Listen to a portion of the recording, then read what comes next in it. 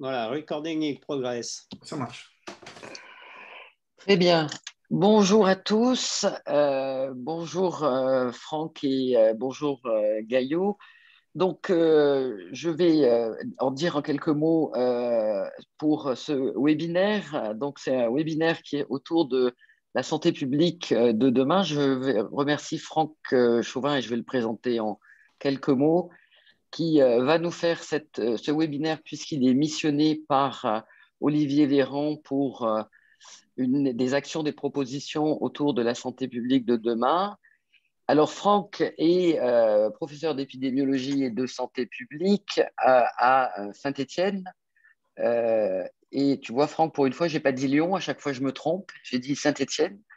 Et Franck est un long passif d'action en santé publique, notamment autour du plan cancer. Il a été aussi vice-président de la Ligue nationale contre le cancer.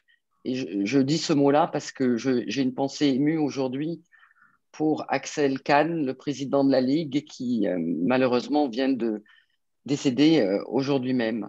Donc je sais que Franck est sûrement très ému comme nous de cette nouvelle, mais c'était aussi pour dire qu'on a travaillé sur le plan cancer au Maroc. Mais en fait, Franck a beaucoup d'autres activités autour de la prévention, autour d'une équipe d'accueil sur la performance des systèmes de soins, l'équipe ESPER.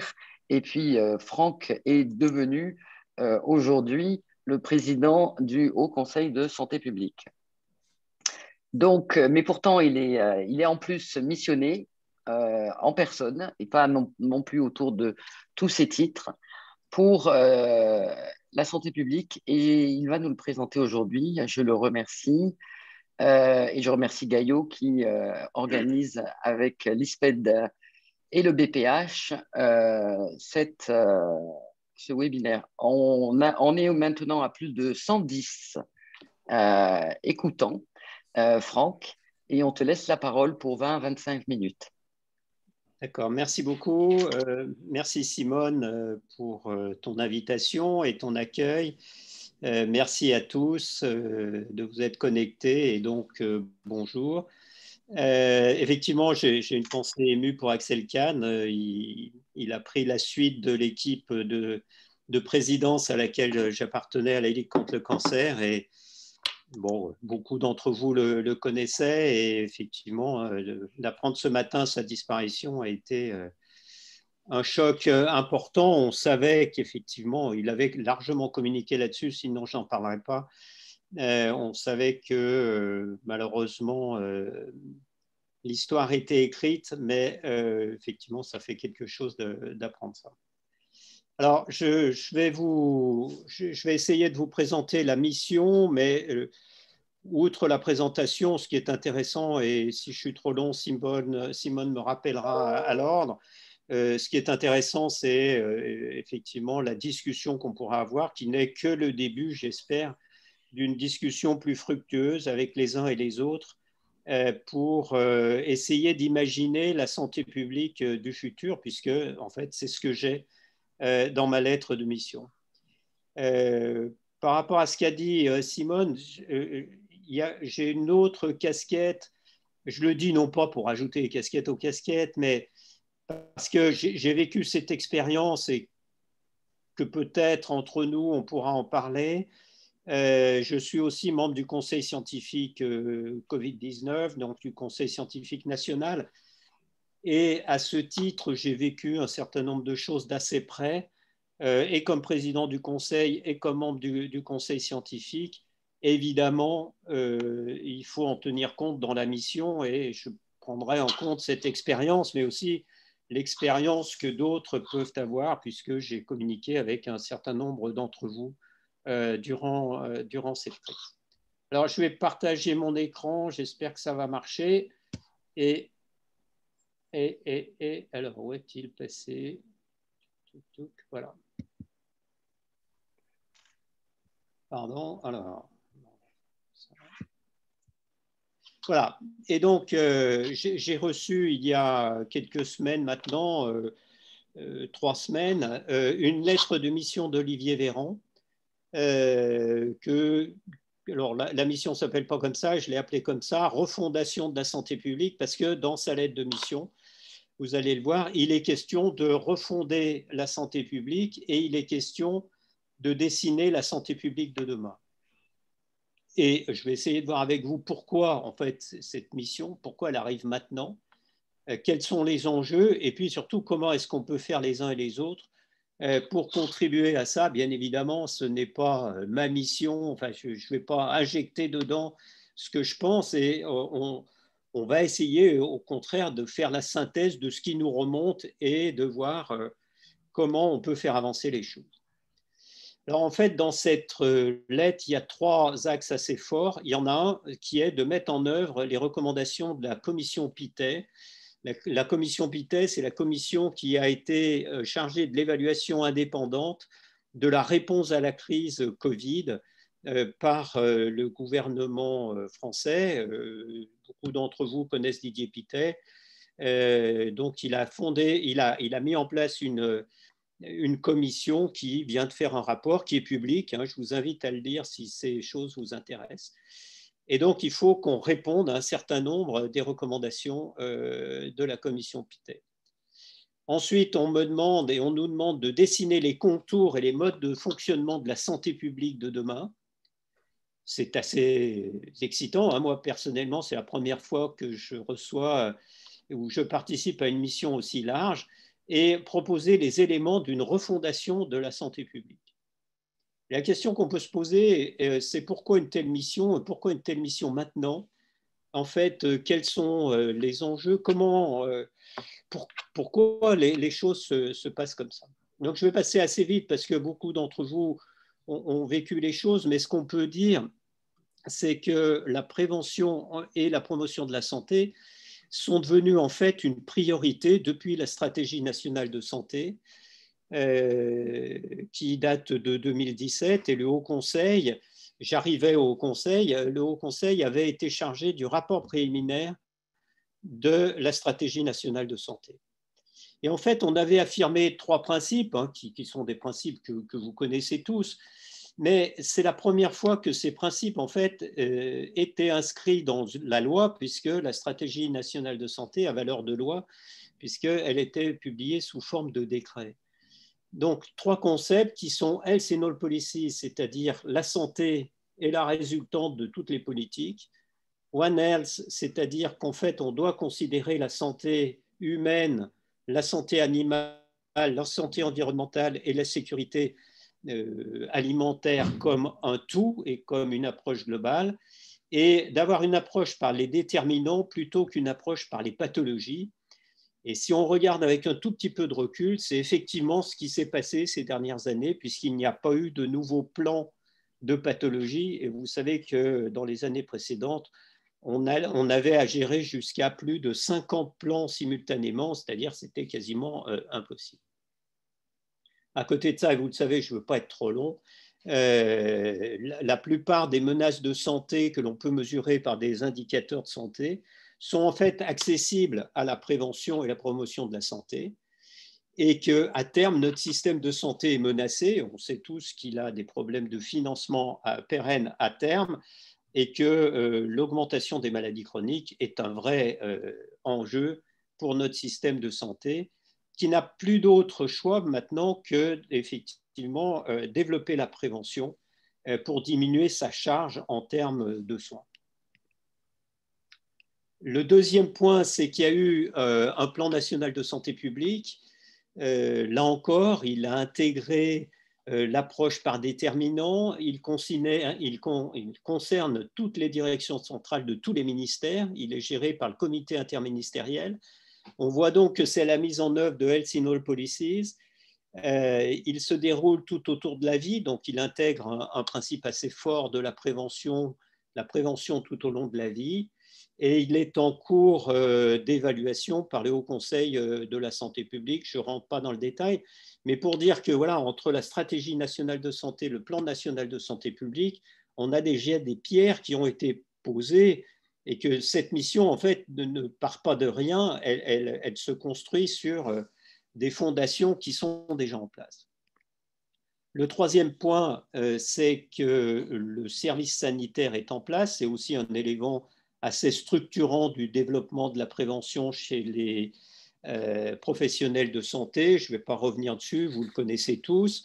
Son évaluation est aussi en cours et ce qu'on voit, nous, dans l'évaluation, c'est que c'est probablement en fait l'aspect interdisciplinaire qui est le plus important. Les professionnels de santé apprennent à travailler ensemble à cette occasion, se découvrent un peu aussi, et c'est probablement quelque chose d'assez important si on veut prendre ce virage préventif et ce virage de la santé publique dans de bonnes conditions. Et quatrième point, moi, qui m'a marqué, c'est pour ça que je vous en parle ici, c'est que j'ai été surpris de la vitesse à laquelle les offreurs de soins et les hôpitaux particulièrement, pour certains d'entre eux, pas tous, prenaient le virage de la prévention. En tous les cas, prenaient le virage d'une approche populationnelle plutôt qu'une approche par patientèle. Il y a un certain nombre d'hôpitaux, hein, les directeurs d'hôpitaux me tiennent régulièrement au courant parce que j'ai fait un certain nombre d'interventions pour eux en me disant, mais voilà, j'ai créé une direction de la prévention, j'ai créé ceci, j'ai créé cela.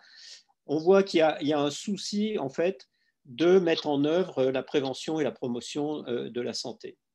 Simplement, ce que l'on a constaté, c'est qu'on a fait un séminaire commun avec le HCAM, c'est qu'en fait, il y a une ligne de séparation entre deux visions de systèmes différentes, celle de l'assurance maladie et celle du système de soins. Je ne sais pas qui a raison, mais de toute façon, on voit qu'il va falloir réconcilier les deux. Et on voit que pendant cette crise, en fait, on a souffert de l'absence d'une vision commune avec des interventions qui étaient soit redondantes, soit qui laissaient des trous. Et on voit bien que notre système n'est pas suffisamment intégré et intégré notamment par les acteurs.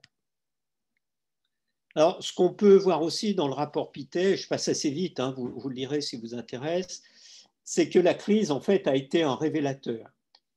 Alors, Didier Pittet a fait un certain nombre de constats sur la santé publique, hein, puisque lui, il a pas mal parlé de santé publique dans son rapport. C'est que la santé publique, et je partage hein, ces constats, c'est que la santé publique a une faible lisibilité et une faible visibilité. On pourra en reparler si vous voulez, mais je pense qu'il y a un sujet de réflexion, c'est-à-dire qu'on n'a pas vu dans tous les gens qui prenaient la parole, hein, et ils étaient nombreux, on n'a pas vu de personnes qui prenaient le leadership de la santé publique. Alors vous me direz que j'aurais pu le faire. Et nous, au Conseil, à titre personnel, j'ai trouvé qu'il y avait tellement de bruit que les interventions, en fait, devenaient inaudibles.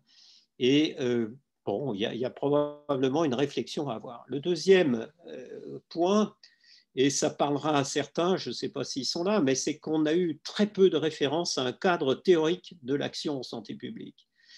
Et ça, c'est gênant, c'est-à-dire que la plupart, en fait, des mesures qui ont été prises l'ont été pour des raisons qui sont difficiles à expliquer a posteriori.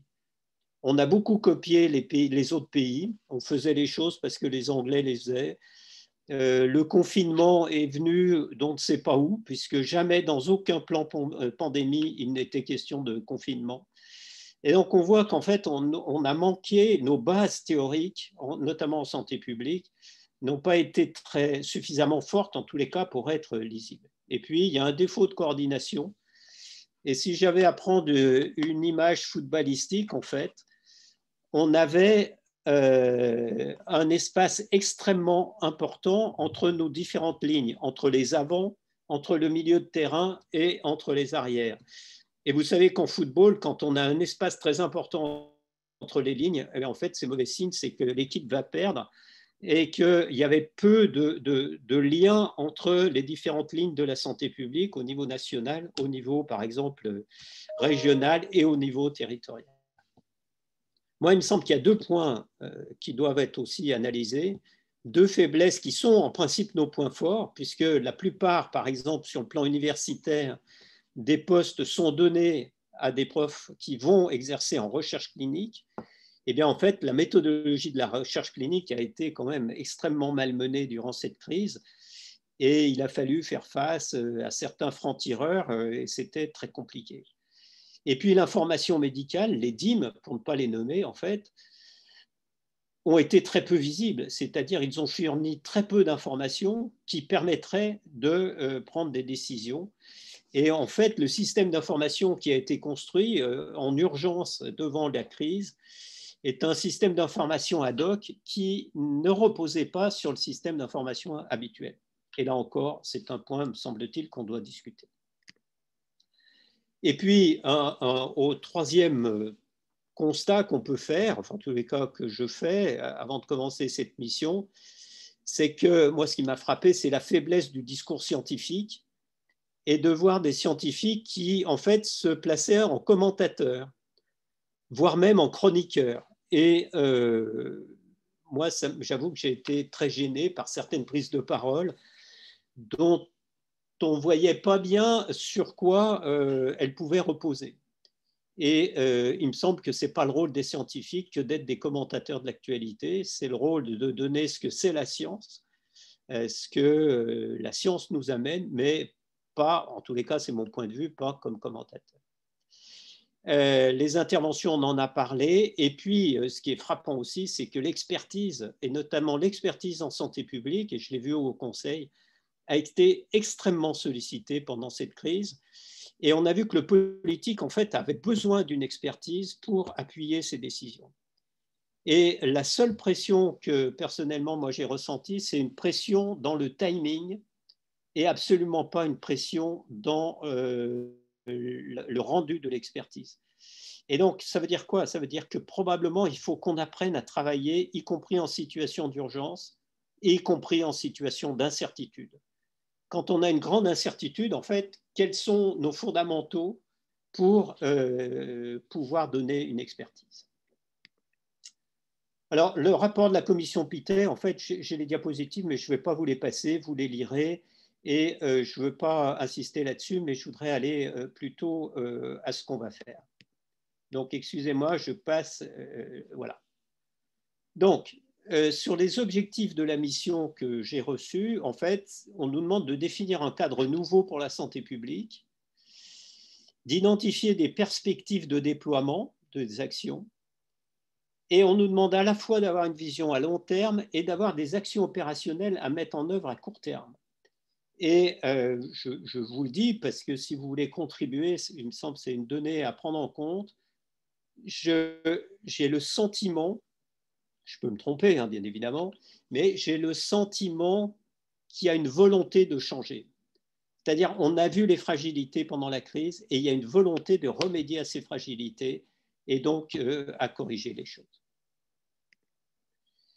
Alors, la méthodologie qu'on va employer, c'est qu'on a formé un collège, ça y est, maintenant c'est bon. Ce collège, alors il y a eu beaucoup de discussions avec les uns les autres, certains ayant peur d'être oubliés, mais ce collège, en fait, il est chargé de faire la synthèse des propositions qui vont remonter. Et il va élaborer ces propositions sur la base de cette synthèse.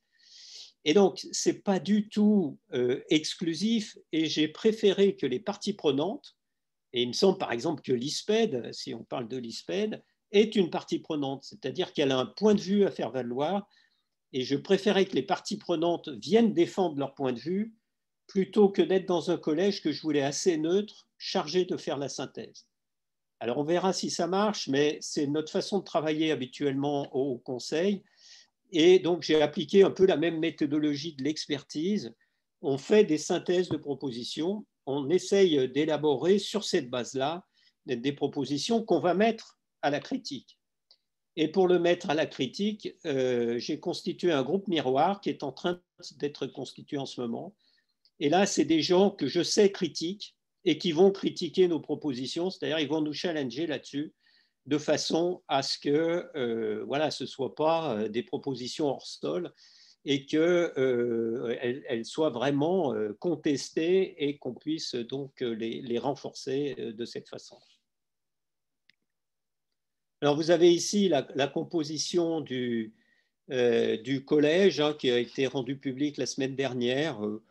Rien de rare, j'ai essayé de mélanger les générations. Il y a des jeunes, hein, il y a des Sylvain Gauthier, Amandine Mamelin, c'est c'est des gens qui sont très jeunes, il y a des générations un peu plus avancées, il y a des gens qui viennent d'associations, il y a des gens qui viennent du terrain, il y a des infirmières. J'ai essayé de limiter le nombre de médecins. Il y a Jacques Cornu d'Unisanté à Lausanne, que certains d'entre vous connaissent. Voilà, donc c'est assez mélangé et j'espère que ça va faire un bon groupe. Et on a l'appui de l'IGAS et Anne-Carole Bessadon qui va m'aider durant toute cette mission au titre de l'IGAS. En dessous, sur cette diapositive, vous voyez qu'il y a des invités. Et alors, ces invités, en fait, sont invités pour une raison, c'est que souvent, ils ont une autre mission. Et c'est pour assurer la coordination avec l'autre mission qu'on les a invités à ce collège. Il y a François Dabis, que vous connaissez tous très bien, qui est en charge de l'Académie de l'OMS à Lyon. Il y a Pauline Martineau, qui a une mission sur les messages de prévention à destination des jeunes. Il y a Giovanna Marsico, qui est chargée de mission sur le service public d'information en santé au ministère. Et il m'a semblé important qu'on soit raccord avec ce qui se passe avec ce service public d'information en santé. Et c'est pour ça qu'on les a invités. Alors, voilà ce que je voulais vous présenter, qui est peut-être le plus important pour terminer. Je vais aller assez vite, rassurez-vous. On a identifié des axes stratégiques en fonction d'ailleurs des questions qu'on nous posait dans la lettre de mission. On a fait un certain nombre de constats et on va essayer de répondre aux objectifs stratégiques que je vais vous présenter. Alors, concernant formation, discipline, métier, nous, on fait le constat, et le constat de la commission Pittet et d'autres, hein, toutes les missions qu'on peut avoir, dont on peut avoir les rapports, c'est que les métiers de la santé publique sont mal connus, que l'enseignement est dispersé dans les universités, dans les écoles. Alors, effectivement, je dis ça, je sais que vous êtes nombreux de l'ISPED à écouter, vous allez me dire que ce n'est pas vrai. Bien sûr, l'ISPED est le contre-exemple, mais il y a des tas d'universités où c'est le cas. La culture de santé publique est peu développée, et ça, c'est Pittet qui dit ça dans son rapport, ça a été repris dans ma lettre de mission. Et les filières de formation actuelles ne permettent pas de développer une culture commune de santé publique. Et donc, nos objectifs stratégiques sur ce point-là, c'est développer une culture commune de la santé publique en France, de constituer une force d'expertise et d'intervention en France, en période normale comme en période de crise. Et moi, je l'ai vraiment ressenti de façon extrêmement forte durant cette crise, à quel point il était difficile de mobiliser sur le terrain des acteurs. Et vous avez des associations de santé publique qui œuvrent dans le champ de la santé publique, qui n'ont pratiquement rien fait pendant un an parce que les ARS ne savaient pas comment les mobiliser. Et donc, on voit bien qu'on a eu un problème de coordination et de mobilisation. Et puis, bien sûr, il y a un enjeu auprès de la société dans son ensemble, qui est de développer la culture de santé publique. On a vu, par exemple, la différence entre la Corée et la France. La Corée ayant intégré les risques, les moyens de répondre aux risques, et ils ont pratiquement évité tout confinement, alors que nous, au bout du compte, il a fallu confiner. Le deuxième axe, c'est recherche de données, modélisation. Et là, on constate que la recherche en santé publique, notamment dans le champ de la prévention et de la promotion de la santé, est peu développée et que, eh bien, il faut trouver le moyen pour développer, pour valider des équipes qui sont sur ce champ-là. Et puis, il y a un autre point dont on a fait le constat à plusieurs, et je pense que vous êtes d'accord, je sais qu'à Bordeaux, vous êtes d'accord, puisque vous avez déjà réagi, c'est que les résultats de la recherche, en fait, sont peu exploités pour déterminer des politiques de santé publique. Et donc, on a ce lien avec les politiques, pour les politiques de santé publique, à établir entre les chercheurs et les politiques. On sait que le timing n'est pas le même, on sait que le langage n'est pas le même, mais il faut arriver à se parler de façon à ce que les résultats de la recherche soient pris en compte dans les politiques. Donc, c'est développer la recherche comme objectif, c'est développer la recherche dans les champs de la prévention et de la promotion de la santé, assurer le transfert vers les décideurs, et puis doter la France d'un service public de prospective en santé, voire même de prospective et de modélisation. Ce qu'on a ressenti pendant cette crise, c'est qu'on était dépendant pour les modélisations d'équipes de recherche. Or, les équipes de recherche n'ont pas les mêmes impératifs que des décideurs qui doivent, face à une situation d'urgence en zone d'incertitude, prendre des décisions. Et il faut probablement qu'on réfléchisse à un service public de prospective en santé, c'est de la santé publique, hein, et de modélisation sur lequel on puisse s'appuyer pour prendre des décisions. Troisième, je vais être un peu plus rapide, c'est le système de veille et le système d'information. Il existe un système de veille qui marche bien, ou plutôt qui marche pas mal hors période de crise. Eh bien, il faut qu'en période de crise, on arrive à créer un système d'information et un système de veille qui éclaire sur les différents aspects de la santé publique. Et il y a un point sur lequel on était pratiquement aveugle pendant une grande partie de la crise, c'est les soins primaires. Le système hospitalier, en fait, a permis de faire remonter beaucoup d'informations, mais sur les soins primaires, on était pratiquement aveugle et on ne savait pratiquement pas ce qui se passait. Et c'est probablement un handicap qu'il y a eu durant cette crise. Il faut arriver à combler ce manque. Quatrième point, c'est la santé publique territoriale. C'est ce que je vous disais tout à l'heure. Là, c'est probablement le point qui a le plus péché. On s'est aperçu qu'on avait une santé publique territoriale qui était fragile, qui dépendait de contraintes des collectivités territoriales, par exemple, et d'autres, qui étaient peu coordonnées avec le reste de la santé publique, notamment la santé publique hospitalière et ou universitaire, et que cette santé publique territoriale, elle était essentielle. On l'a vu quand il a fallu vacciner, on l'a vu quand il a fallu dépister, et on a vu les difficultés, enfin ça dépendait des régions, hein. Encore une fois, la vôtre est un peu particulière, mais on a vu des régions dans lesquelles c'était vraiment très compliqué. Et donc, comme objectif stratégique, on s'est fixé comme objectif d'essayer de trouver un système qui renforce l'efficacité des actions de promotion de la santé et de prévention au service de la population, qui mette en œuvre l'universalisme proportionné, et on a vu que c'était compliqué envers les populations les plus fragiles, qui ont quand même payé un lourd tribut à cette crise, et qu'il fallait renforcer l'implication des collectivités et faire vraiment jouer le principe de Health in All Policies. Cinquième point, et c'est l'avant-dernier, je vous rassure, c'est l'expertise. Une expertise qui est morcelée avec des structures d'expertise, avec des agences aussi qui avaient leur logique propre pendant cette crise. On a vu par exemple l'ANSES qui a des laboratoires coronavirus pour les animaux extrêmement développés, être très peu mobilisés. Donc on voit bien que l'expertise a fonctionné, hein. Je ne dis pas qu'elle n'a pas fonctionné, mais qu'il y a eu difficulté à établir une collaboration, une coordination. La collaboration a marché, la coordination c'était plus compliqué. Et là encore, ça ne doit pas être bien compliqué de trouver un système qui permette en situation de crise de fonctionner correctement. Il est normal que les décideurs aient accès à une expertise la meilleure possible en situation d'urgence. Donc il faut qu'en santé publique, on trouve la solution pour apporter cette expertise en période de crise aux décideurs qui en ont vraiment extrêmement besoin. Dernier point, c'est la gouvernance.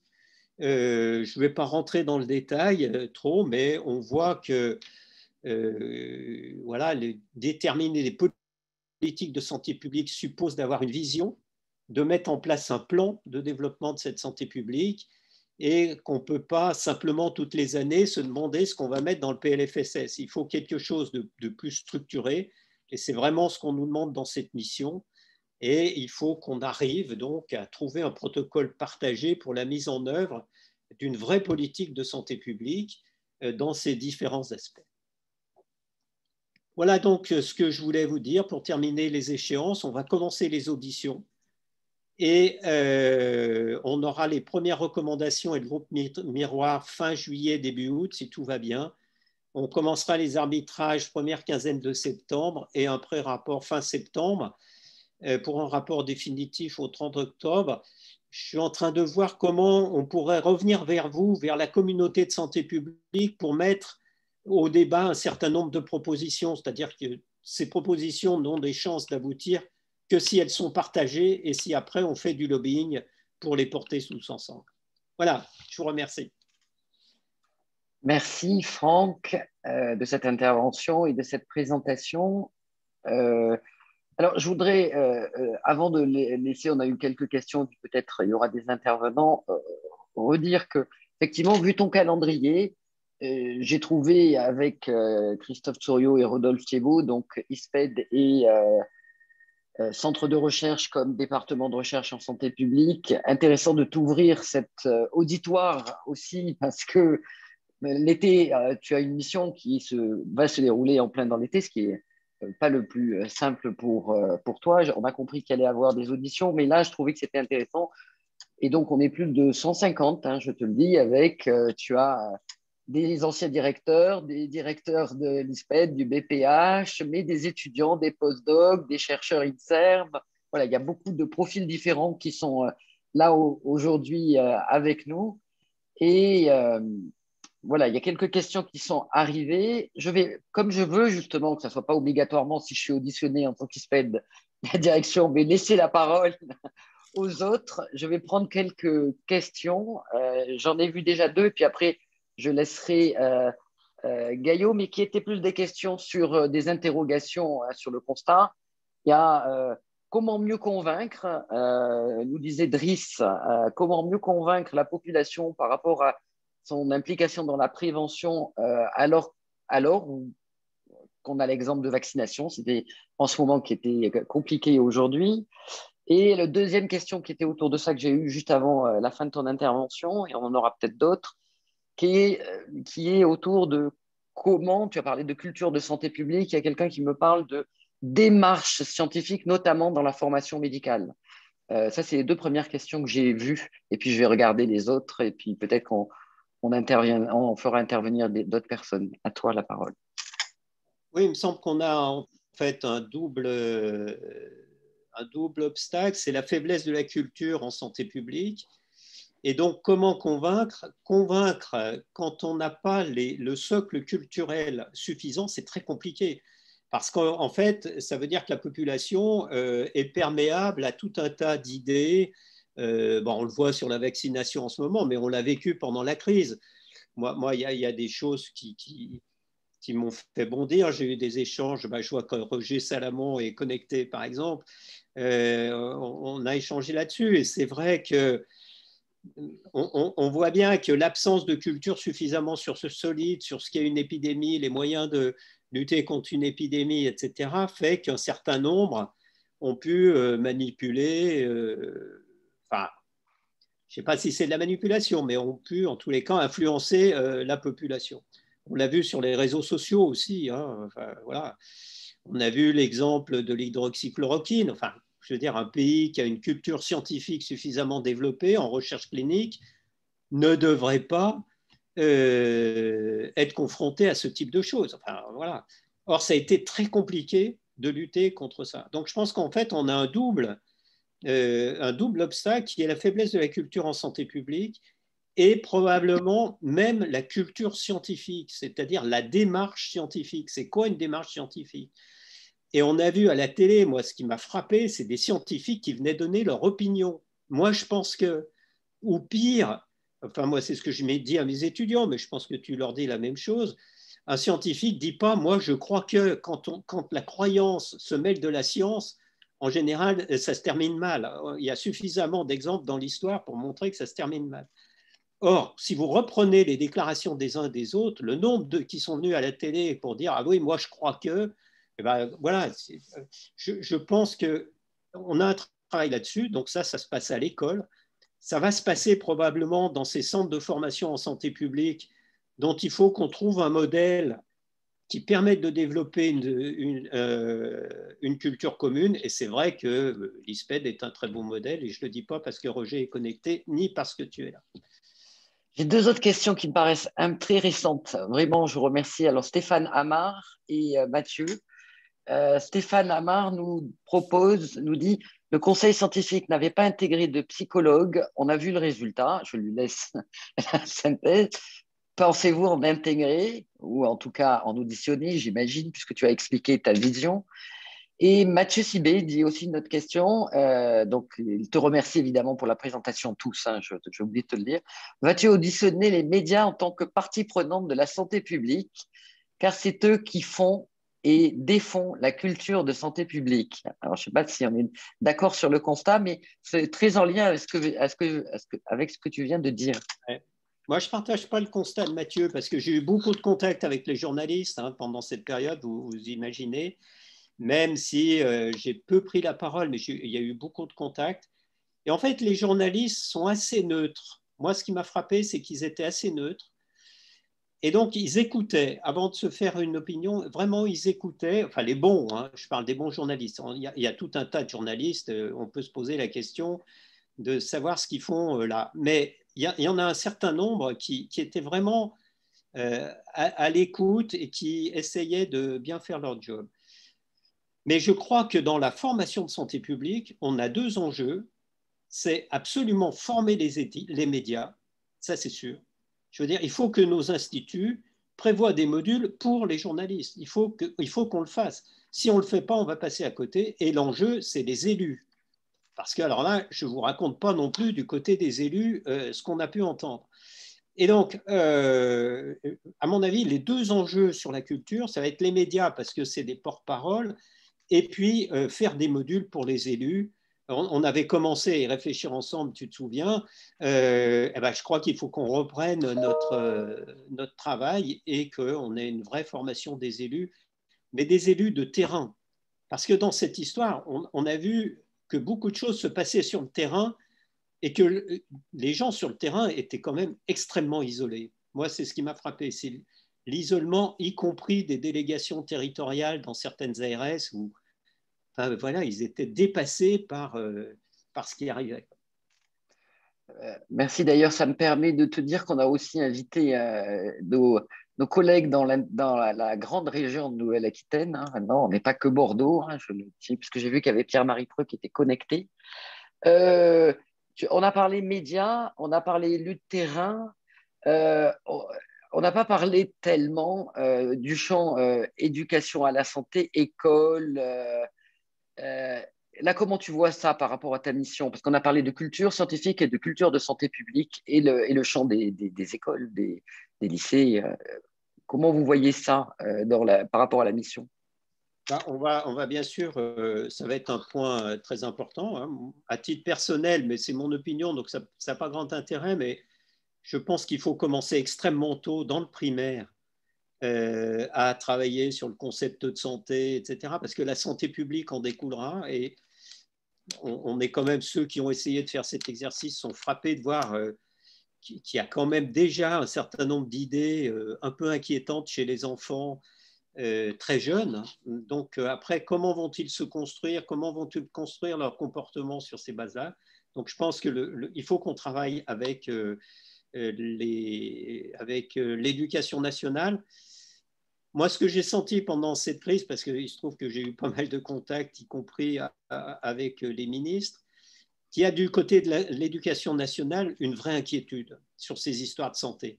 Et donc, je pense qu'il y a une opportunité de les inclure dans un mouvement qui développerait l'éducation à la santé, la promotion de la santé très tôt à l'école.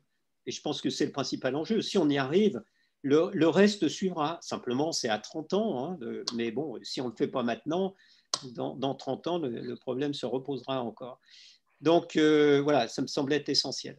Ça me semble être Alors, essentiel. je te repose une question qu'on a oubliée dans notre discussion parce que je t'avais posé deux questions. C'était les psychologues. Et Oui, Monsieur Amar me redemande oui. ta réponse là-dessus. Alors, le grand piège dans ces missions, c'est que toutes les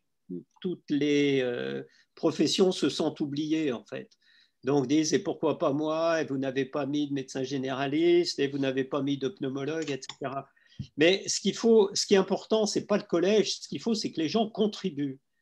C'est ça, l'important, ça va être les contributions. Donc, on va ouvrir un site et il y a déjà une boîte mail sur laquelle on peut déposer des contributions. Il va y avoir les auditions et puis, voilà, on va essayer de faire la synthèse de tout ça. Donc, bien sûr que les psychologues ont quelque chose à dire d'important. Il n'y en avait pas dans le conseil scientifique, mais globalement, j'étais tout seul en santé publique aussi. Et je peux vous dire que ça a été quand même très compliqué. Voilà, ça reste entre nous, même si on est 150, ça a été très compliqué. Parce que dire qu'il faut s'occuper des plus fragiles en premier, par exemple, ce n'est pas une notion qui est partagée par tout le monde. Dire qu'il faut avoir une action proportionnée avec le risque, ce n'est pas un truc qui est forcément évident pour tout le monde. Donc voilà, je ne vais pas détailler plus, mais les psychologues, mais aussi les sociologues, les sciences humaines globalement ont bien sûr beaucoup à dire en santé publique, mais on le sait, hein, on le sait bien sûr. Peut-être que, je ne sais pas Gaillot, moi je ne peux pas, mais peut-être que pour la recherche, il y a quelqu'un qui va intervenir, peut-être Christophe, j'ai vu qu'il y avait Stéphanie Debette aussi, parce qu'on a beaucoup parlé sur les aspects, la formation, et sur les aspects recherche, parce que tu as dit des choses qui me paraissent intéressantes. Je ne sais pas si tout le monde est d'accord, mais la force et la faiblesse de deux aspects qui sont recherche clinique et information médicale, et que je mets en parallèle avec la temporalité qui est la longueur, mais le temps de la recherche et puis le temps de l'action, et là, le temps de l'action en crise. Parce qu'en fait, il y a trois maintenant, voilà, il y a trois niveaux. Je ne sais pas si, ou toi des réflexions, ou si dont moi, parce que je suis aussi chercheur, mais là, je voulais les représentants de nos structures de recherche, je voulais intervenir là-dessus, ou toi intervenir. Je te laisse la parole. Christophe, je crois qu'il voulait. Je vois une main qui se lève avec. Alors, et si quelqu'un doit lui donner la parole, moi, je n'ai pas les droits. Hein. Gaillot, c'est toi, je pense. Ou Franck, carrément. Alors, moi, je ne sais pas faire. Alors, mais... Ah, c'est à permettre de parler. Voilà. Ça y est. Voilà, super. Christophe, à toi la parole. Oui, ben, merci beaucoup à Franck. C'était vraiment très intéressant. Et puis, voilà, c'est une mission exaltante, je dirais, parce que je crois que le constat que tu nous as fait, on le partage bien sûr tous, sur le retard général de la France, sur la faiblesse de l'éducation, sur le fait que les politiques n'ont que des notions très vagues de ce qu'est la santé publique. Même chose pour nos collègues scientifiques. Donc, comme tu l'as dit, cette crise a mis tout ça en émergence et je crois que c'est très clair maintenant pour beaucoup de personnes, y compris pour le ministre de la Santé et d'autres politiques. Donc, c'est vraiment le bon moment. Voilà. Et moi, je trouve ça vraiment super, ce qui est en train de se mettre en place. Alors, il y a peut-être un tout petit piège, tout petit, c'est de confondre finalement ce qui s'est passé avec le Covid avec tout le travail de fond qui doit être réalisé. Alors, je sais bien que toi, tu ne le fais pas du tout, puisque tu nous as expliqué justement que ça allait être 30 ans pour l'éducation. Mais je crois que il faudrait éviter que les politiques ne voient qu'une réponse à la prochaine pandémie, alors qu'en fait, le problème structurel et l'amélioration structurelle est quand même vraiment très, très importante. Et c'est ça, je pense, vraiment l'objectif principal. Mais vraiment, merci encore et tout à fait enthousiaste de ça et prêt à contribuer si nécessaire. Ok, merci. Oui, je crois que tu as raison. Le souci de cette organisation de la santé publique et même au-dessus du ministre de la Santé, hein, c'est vraiment au sommet de l'État où il y a une réflexion en se disant mais la prochaine crise, d'abord, elle sera peut-être pas infectieuse, elle sera peut-être environnementale ou on ne peut pas savoir à l'avance. Et comment ça va se passer? Donc, et tout le monde a conscience en fait qu'il faut envisager une. Enfin, on ne sait même pas si c'est une évolution ou il faut aller plus loin. Et le message qu'on m'a passé, c'est pour nous dire qu'il faut remettre des postes dans les structures qui existent. Bon, globalement, passer un bon été, quoi. C'est pas la peine de passer trop de temps pour faire ça, quoi. Voilà. Donc, il faut vraiment qu'ensemble, on valide, à mon avis, une organisation et des objectifs qui permettent de passer un cran et d'aller, d'avoir une santé publique plus performante. Et je crois que la santé publique de terrain, je vous laisse la parole, est vraiment essentielle. Il y a la recherche, mais la recherche, il y a les institutions, les EPST. On ne va pas faire la politique de recherche des EPST, hein, ça c'est sûr. En revanche, sur la santé publique de terrain, là, sur le terrain, dans les collectivités, il me semble qu'on a notre mot à dire. Il faut absolument qu'on fasse quelque chose. Merci. J'ai deux autres questions que je vois parce que le jeu des questions, il y en a une, je te les donne. Il y en a une Monsieur Salaron aussi qui voudrait parler. Il y a Roger qui a levé la main. Si Roger veut parler. Alors, je lui permets de parler. Roger, je te donne la parole. Allez. Vous m'entendez? Ouais. Oui. Oui, je voulais remercier Franck. Je suis ravi, moi aussi, de cette mission et je ne veux pas le faire rougir, mais encore plus ravi que ce soit à lui qu'elle est confiée. Parce que vraiment, il a une vision de la santé publique qui me plaît beaucoup.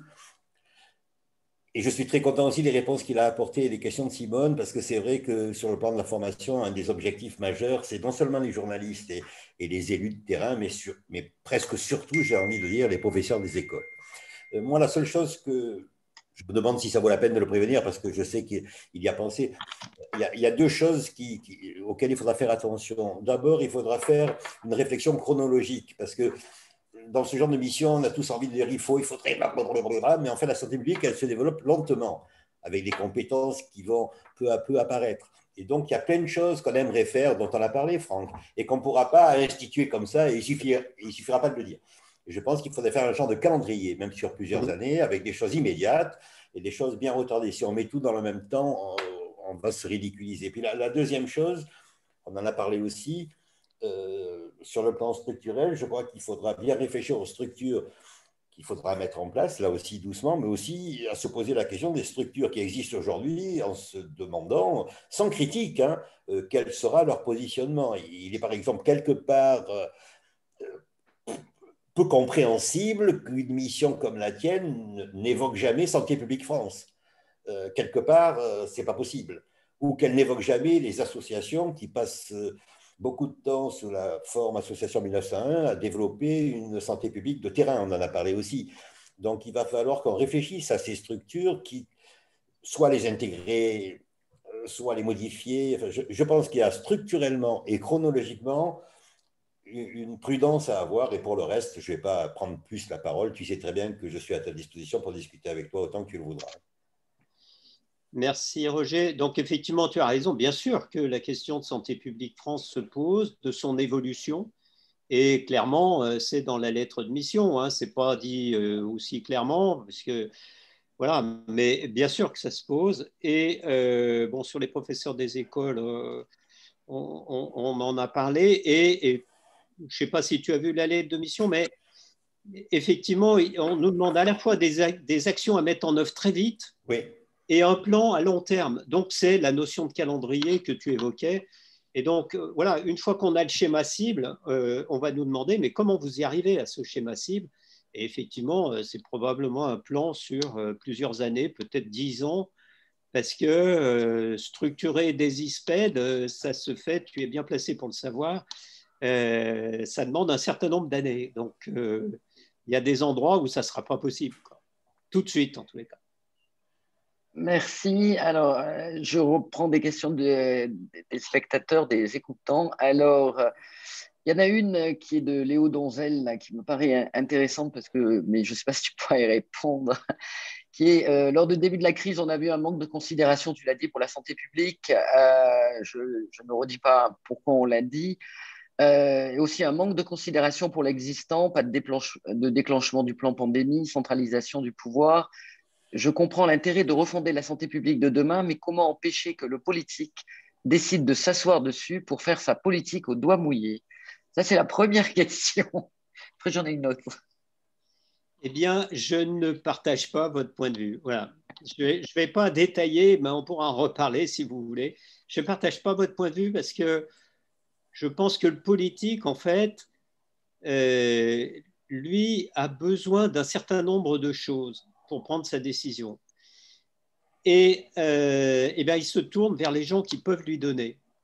Et donc, je pense qu'il faut qu'on fasse notre autocritique et se poser la question, mais pourquoi est-ce qu'on n'a pas été capable de donner ce qu'attendait le politique? Et donc, ça reboucle sur ce qu'on disait tout à l'heure, sur comment on produit de l'expertise en période de crise et en période de grande incertitude, tout en conservant un socle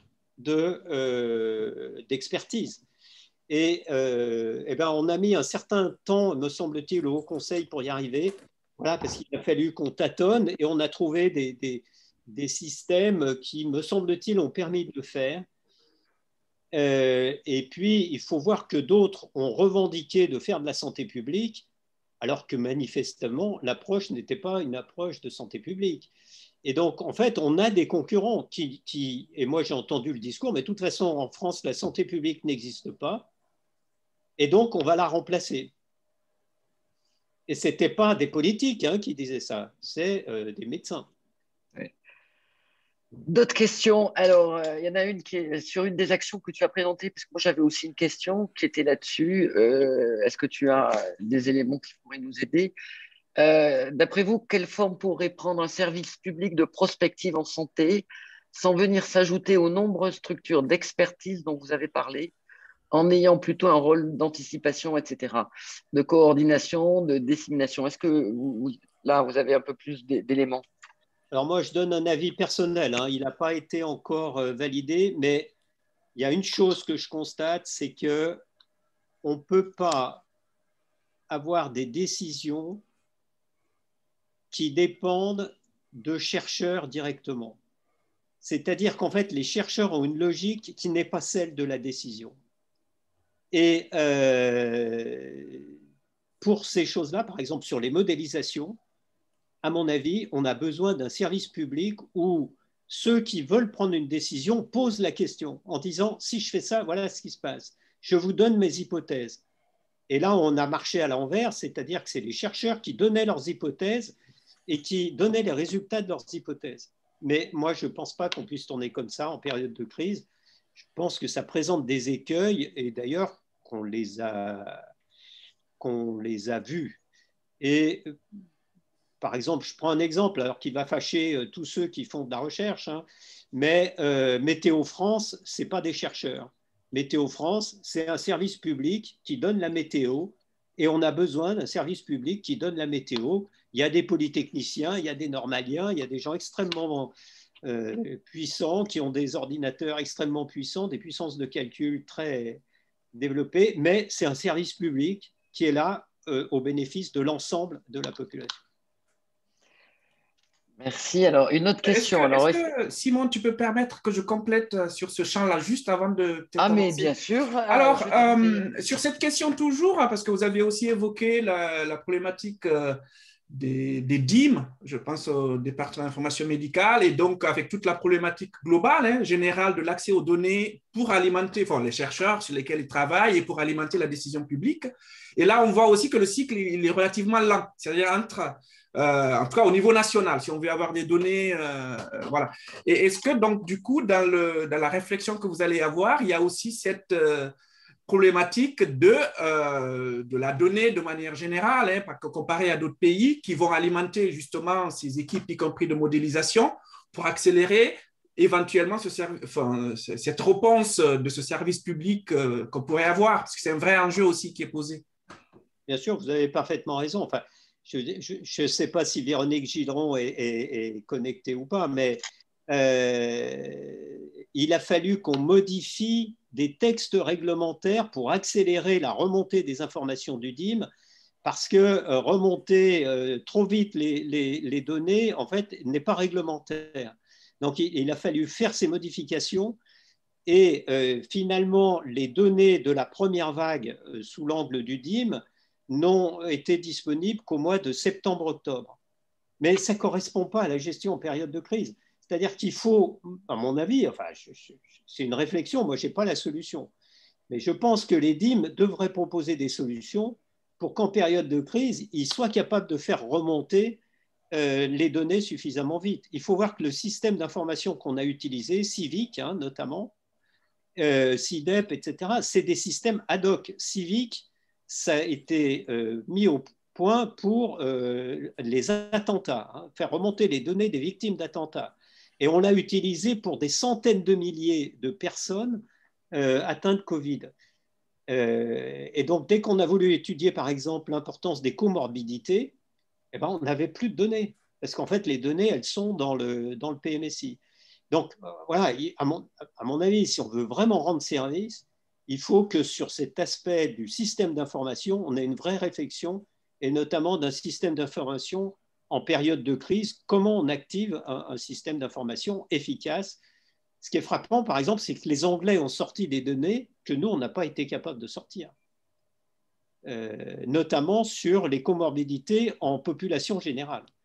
Et nous, on a été impossible, on n'a pas les données, parce qu'il faut croiser dans les données de la CNAM, les données hospitalières, etc. On n'a pas pu. Merci Franck. Alors, ça me fait deux réflexions là-dessus. On a eu la chance ce vendredi, c'était la remise des diplômes, et d'accueillir Jean-Claude Desenclos, ancien directeur scientifique de Santé publique France, qui nous a parlé de l'aspect données, de l'aspect amélioration, et maintenant le nombre d'indicateurs qui existaient avec Santé publique France.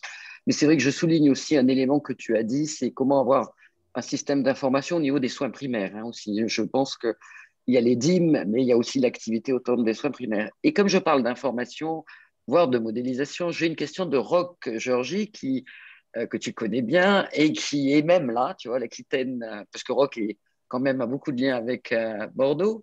C'est à côté. Alors il te dit, mais voilà, c'est à côté. Puis moi, j'ai quelques affinités avec Marseille comme un ancien directeur. Donc il te dit merci. Alors, et il te dit, parmi d'autres, un élément important qui a été soulevé porte sur l'échelle du temps qui n'est pas la même entre celui du chercheur et du décideur, je t'en ai parlé. Pour avoir la réponse la plus appropriée pour cette expertise avancée, la possibilité de mobiliser les chercheurs qui peuvent avoir de nombreuses sollicitations, ce qui est vrai, ne faut-il pas réfléchir à de la souplesse dans l'articulation entre terrain et institution? Alors, si d'ailleurs Roch veut lever la main et peut peut-être reformuler sa question, peut-être à éclairer des quelques réponses qu'on a eues, on peut lui laisser la main aussi à Roch. Hein. C'est Gaillot ou toi, Franck, si tu vois. Voilà. C'est pour dire qu'on ne fait pas parler que des gens de Bordeaux quand même. Vas-y, Roch. Non, mais après, on accusera de parler que des gens Bordeaux et Marseille. Merci Simone pour cette possibilité de donner la parole et Franck pour cette intervention. Alors, mon message arrive après certains échanges, donc il y a déjà des éléments qui ont été indiqués, hein, mais c'était par rapport justement à ces besoins de réactivité vis-à-vis du terrain dans des situations des fois d'urgence, mais pas que d'urgence, parce qu'effectivement, il faut pouvoir répondre aussi dans d'autres domaines, mais arriver enfin, parce que en tant qu'universitaire ou INSER ou d'autres structures, si nous réfléchissons qu'en tant que chercheurs, nous n'arrivons pas forcément à répondre à ces demandes de terrain et nos institutions potentiellement ne nous laissent pas forcément toute la réactivité ou l'encadrement qu'il conviendrait d'y avoir pour pouvoir se mobiliser et travailler donc, avec des délais courts, avec une vision de chercheur, sans que ce soit forcément dans un premier temps de la valorisation vraiment comme de la production de recherche scientifique en soi. Dans certaines institutions, il n'y a pas forcément, me semble-t-il, la possibilité d'avoir la disponibilité temporelle, si ça peut être même sur des périodes d'un mois, 2 mois, etc., hein, pour pouvoir s'inscrire justement dans ce type de démarche. Donc, c'est un petit peu dans ce domaine-là quand je parlais de facilitation, de souplesse dans des articulations interinstitutionnelles pour des missions peut-être ciblées, plus de courte durée. Je ne connais peut-être pas trop bien déjà des éléments qui existent hein, aussi. Merci. Oui, merci Roch. Oui, merci. C'est effectivement très intéressant et c'est ce qu'on a vu pendant cette crise, donc qu'on doit prendre en compte, c'est que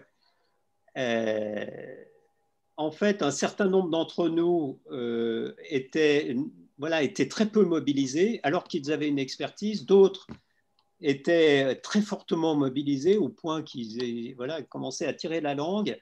Et en fait, on a un système qui est extrêmement rigide. Et en fait, voilà, il faut qu'on trouve un système qui permette de mobiliser sur un temps, sur des missions qui peuvent être des missions d'urgence ou des missions spéciales. C'est vrai aussi pour les soins primaires.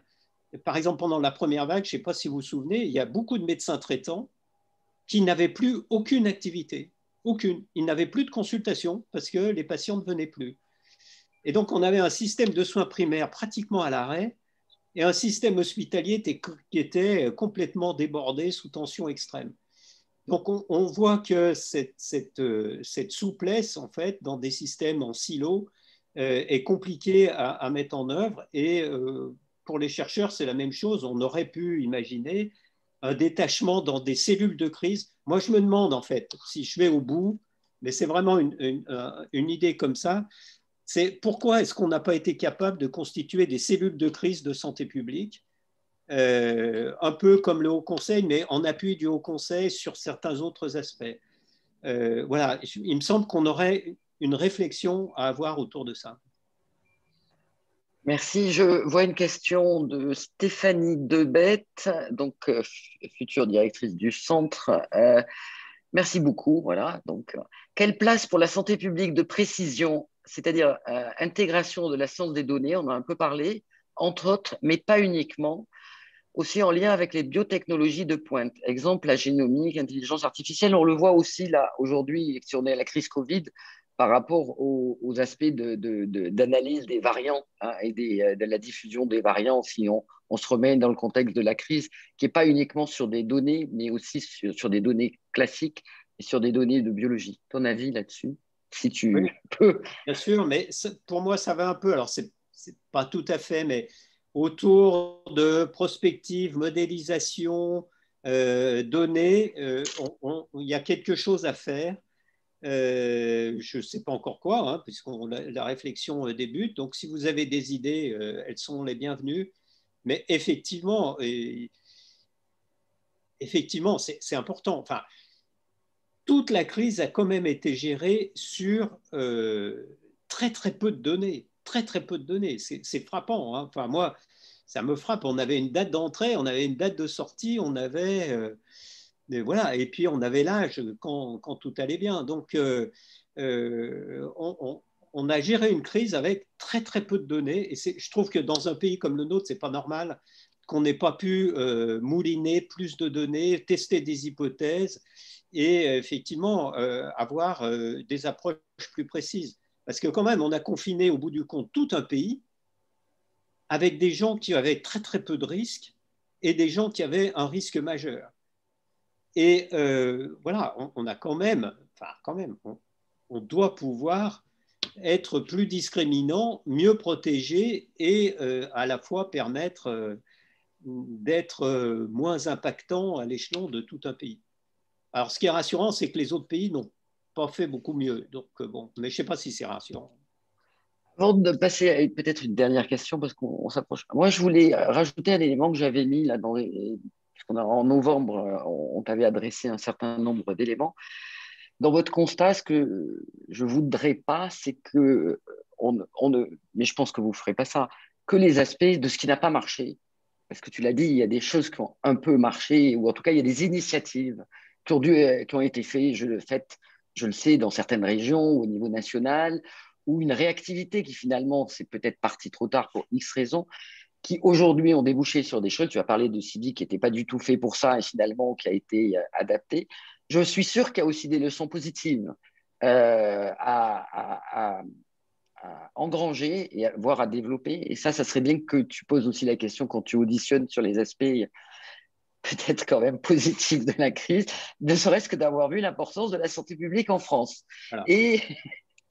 Et donc, il y a quelqu'un qui me repose une question sur plus que asseoir la culture de santé publique, et je reviens sur le début, hein, parce que tu as bien ciblé sur la prévention et la promotion de la santé, voilà, hein, dont les résultats sont parfois à long terme, c'est vrai, hein, progressifs. Là aussi, on est dans une échelle de temporalité, ça peut être, alors ça dépend des maladies, hein, ça peut être à court terme, hein, comme résultat en fonction des maladies. Le Covid peut en être une. Sur le cancer, c'est sûr que nous, on est à plus long terme. Mais voilà, comment asseoir? Je pense qu'on est un peu déjà répondu, qu'on a parlé des aspects de formation, mais est-ce que tu as d'autres aspects que l'aspect de formation? Oui, pour répondre à la première remarque, moi, les aspects positifs, moi, ce qui m'a marqué, c'est de voir des présidents de région qui se sentaient concernés. C'est-à-dire, en dehors du fait que c'était ou non dans leurs compétences, en fait, ils ont dit, OK, moi, je m'en occupe. On a vu des maires de grandes villes aussi constituer des conseils scientifiques pour les aider à prendre des décisions sur le terrain. Donc, en fait, il me semble que le concept de Health in All Policies a vraiment progressé durant cette crise et que tous les élus se sont dit, mais après tout, la santé, ça me concerne. Et pas simplement les soins, la santé me concerne, la santé de la population me concerne. Et on était un certain nombre à déjà ramer pour essayer de convaincre les élus de ça. Il me semble que là, ils en ont vraiment pris conscience et qu'il faut capitaliser là-dessus. Je pense qu'il y a un certain nombre d'élus qui sont prêts à s'investir dans des services de santé publique, dans les métropoles, dans les grandes villes, dans la région, etc. Et qu'il va falloir que dans ce qu'on propose comme évolution, on prenne ça en compte. C'est-à-dire que les élus locaux, les collectivités locales, il me semble qu'il faut qu'on les intègre dans notre prospective de santé publique, me semble-t-il.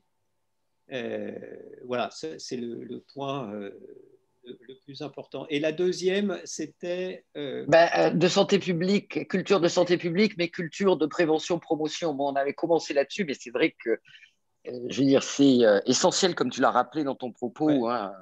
Alors pour moi, je me fais, à chaque fois que je le dis, je me fais beaucoup d'ennemis, mais pour moi, la santé publique, c'est la santé des populations. Et voilà, c'est une approche populationnelle de la santé, c'est-à-dire de considérer qu'effectivement, l'hôpital ne représente, dans ce qu'on sait, hein, le soin ne contribue que pour 20% à peu près de la santé d'une population, entre 20 et 25%. Donc, une grande partie de la santé publique se passe en extra-hospitalier et il faudra bien qu'on sorte de nos hôpitaux, quoi. Il faut qu'on sorte. Si on veut que la santé publique se développe, me semble-t-il, hein, il faut que les universitaires acceptent de sortir des hôpitaux et s'occuper de la santé de la population. Alors, les hôpitaux sont en train de sortir d'eux-mêmes, en fait.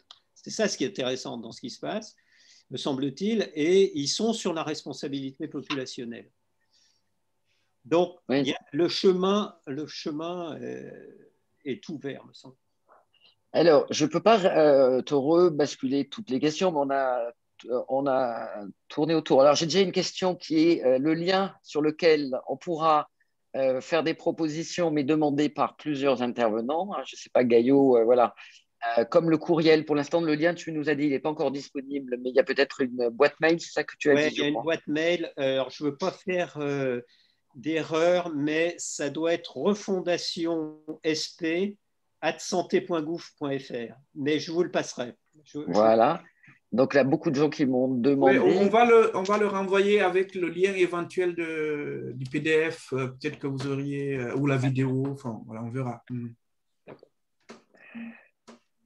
Voilà, après, je termine par une dernière question, mais je suis désolé, je n'ai peut-être pas vu toutes les questions, mais une dernière question sur l'expertise, parce que tu es président d'un haut conseil et il y a certains des gens qui sont autour de notre webinaire et ailleurs, hein, qui sont aussi dans ce haut conseil.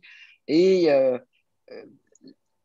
sur les aspects d'expertise et d'évolution de l'expertise, et toi, des nombreuses saisines, hein, que tu as eues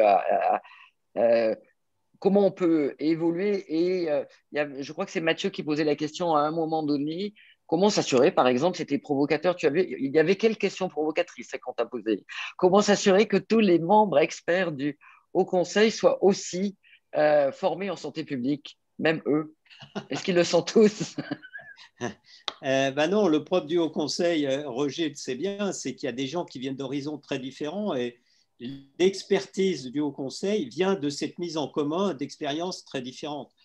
Et à partir du moment où les gens ne sont pas là pour défendre une opinion, mais pour élaborer un avis, c'est cette richesse qui fait l'expertise du Haut Conseil. Et d'ailleurs, c'est pour ça qu'on a eu autant de saisines et que quand on regarde pratiquement 70% de nos avis ont été transformés en règlement, en décret, en arrêté.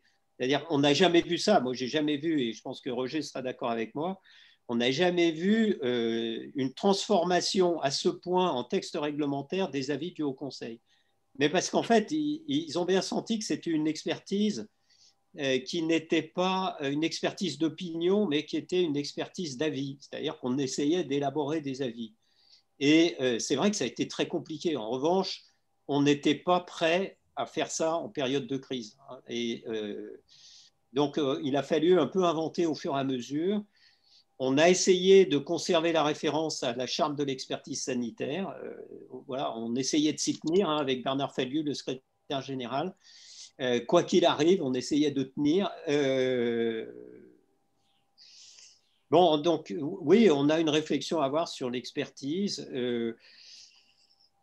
Après, moi, ça ne me gêne pas que tous les experts du Haut Conseil ne soient pas des spécialistes de la santé publique. Au contraire, ça donne des approches différentes et ça me semble être plutôt une bonne chose. Je pense que ce n'est pas tellement spécialiste qui voulait dire, mais un minimum de commun, de bien commun. Voilà. Alors, le minimum de commun au Conseil, on l'a en travaillant ensemble, en fait. C'est les commissions, au fur et à mesure, travaillent ensemble, travaillent sur des rapports, votent, etc. et se font une idée commune. Et le propre d'une expertise, de mon point de vue, pour terminer, si elle est bien faite, c'est qu'elle est indépendante des personnes qui sont dans les comités d'expertise. Une expertise qui repose sur les données de la science doit être indépendante des personnes qui la composent. Et c'est pour ça qu'on a beaucoup tourné dans les groupes de travail dans cette période-là. Moi, j'essayais de faire tourner un peu pour qu'au bout d'un moment, ce ne soit pas un petit groupe de gens qui donnent leur opinion plutôt que leur avis. Très bien. Franck, j'ai encore des questions. J'ai bien vu la question d'une postdoctorante en anthropologie. C'était intéressant, hein, je le dis à tout le monde, qui donnait un exemple sur comment valoriser l'expérience des infirmiers de bloc opératoire qui sont habitués aux gestes barrières et qui auraient pu servir à d'autres. Elle a fait un projet là-dessus. Donc, voilà. Voilà, il y a beaucoup d'idées là. Donc, on vous donnera le lien, on vous donnera le mail. On peut discuter entre structure ISPED et BPH aussi pour faire des propositions. On en a parlé avec François là, avec Rodolphe et avec Christophe. Voilà, on est dans un temps un peu qui est complexe pour tout le monde puisque c'est le début des vacances pour certains, mais on essaiera de porter des éléments que vous venez de dire et puis qu'on vienne de partager avec toi. Je voulais te remercier vraiment pour le temps que tu as consacré à discuter avec nous, te dire qu'on est tous à disposition, tu le sais, pour regarder en externe, en interne, pour avoir des compétences complémentaires. Je pense que tu as déjà des gens dans les groupes miroirs. Il y a François Dabis qui nous écoutait, là aussi tu en as parlé. Et effectivement, François est un invité permanent parce qu'il y a autour de la santé globale, je pense, hein, c'est ça, le lien avec la mission Académie OMS. Donc, on te souhaite bon courage, on est avec toi, on est derrière toi pour faire évoluer ces éléments, comme l'a dit Roger Salamon, avec un calendrier qui soit des choses rapides, des choses à moyen terme et à plus long terme, peut-être pour être réaliste. On parle beaucoup d'évaluation réaliste, soyons aussi réalistes par rapport à ce qui est faisable. Je vous remercie tous et on est encore plus de 120 et merci d'avoir participé. Et ça continue, hein, c'est pas fini. Hein. C'est juste le début de la mission de Franck, c'est pas la fin. Merci beaucoup. Au revoir, Franck. Tous. Merci. Au revoir, Gaillot. Merci. Au revoir. Au revoir. Au revoir à tous. Pour l'organisation. Hein. Merci. Je t'en prie, c'est toi qui enregistre, je te rappelle. Oui, mais on le récupère en ligne a priori. On verra. D'accord. Ça marche. Merci. Au revoir. Merci, Franck. À très vite. Au revoir.